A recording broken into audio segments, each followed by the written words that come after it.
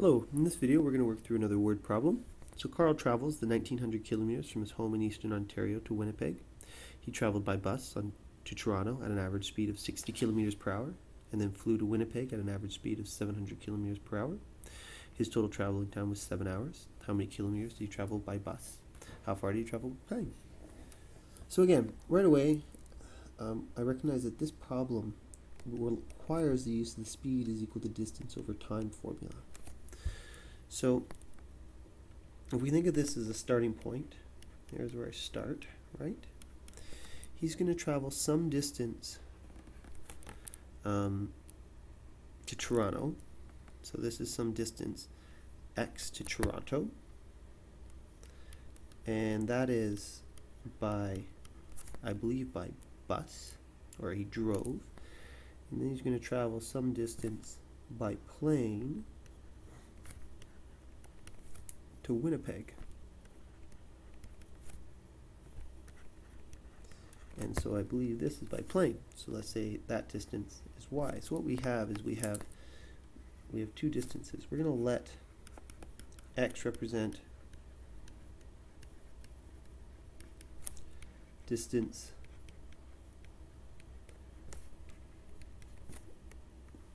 by bus, and we're going to let y represent distance by plane.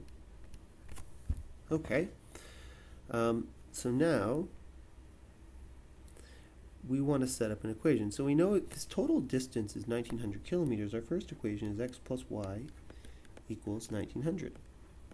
We know we traveled a total of 1900 kilometers. So his total traveling time was 7 hours.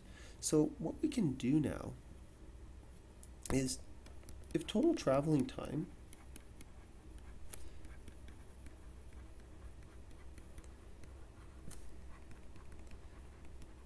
is 7 hours, what we say is we're going to say the time traveled by car, we'll call that t sub x, plus the time traveled by the plane, we'll call that t sub y, is equal to 7 hours. So now what I want to do here is I want to write these in terms of distance. And the reason why I want to write these in terms of distance is because I'm interested in how far did he travel by airplane, how many kilometers did he travel by bus. So if I come up here, using my speed equals distance over time, I know that I can say time is equal to distance over speed. So therefore t sub x, which is the time traveled by bus, is equal to the distance, so we know the distance is x, over the speed, which is 60 kilometers per hour. And we know t sub y, which is the time traveled by plane, is y over, and it traveled an average of 700 kilometers per hour. So therefore, our two equations are x plus y equals 1900, and x over 60 plus y over 700 is equal to 7. So now, what I'm going to do is I'm just going to go through and solve this using a system of equations. So what I'm going to do is I'm going to multiply, I'm going to number this equation 1, I'm going to number this equation 2, and first thing I'm going to do here is I'm going to get rid of the denominator. There's lots of ways to do this, so I'm going to take equation 2, I'm going to multiply equation 2 by times 60 times 700.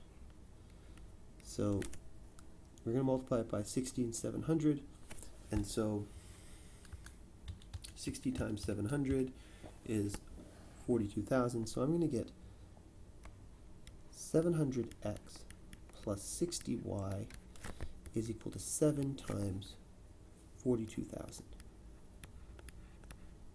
Now just to make sure you understand this step, is if I'm multiplying this whole equation by 60 times 700, when I multiply this first part by 60 over 60 times 700, 60's cancel, so I'm left with 700x. Here the 700 cancel, so I get 60y. So therefore I get 700x plus 60y is equal to 294,000. Okay, let's call that equation 3. So now let's take equation 1 and rearrange it.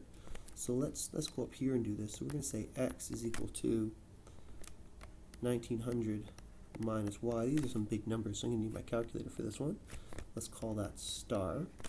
So we're going to sub star into 3. So therefore I get 700 times 1900 minus y plus 60y is equal to 294,000. So we get 700 times 1900 is 1,330,000 minus 700y plus 60y equals 294,000. So we have 60 minus 700 is going to give me negative 640 y. So now I have 294,000, which is here, minus 1,330,000, which gives me negative 1,036,000. So therefore y is equal to, or y is approximately equal to, because this is not going to be nice, 1,618.75 kilometers. So again, there's a lot of math in here, and the numbers aren't nice, but again, when we get numbers that aren't particularly nice, we just kind of patiently work through them. Let's insert a little bit more space down below here. There it goes. So therefore, if y is equal to 1,618.75 kilometers,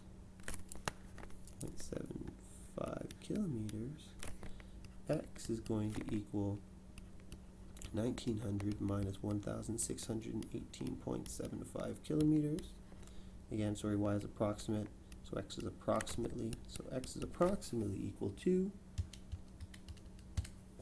281.25 kilometers. Therefore, he traveled about 281.25 kilometers by bus and 1,618.75 kilometers by plane. And we're done. So again, let's just review a couple things with this one, because it can be a little confusing, but as long as you go through it and you understand. So we draw a little picture here.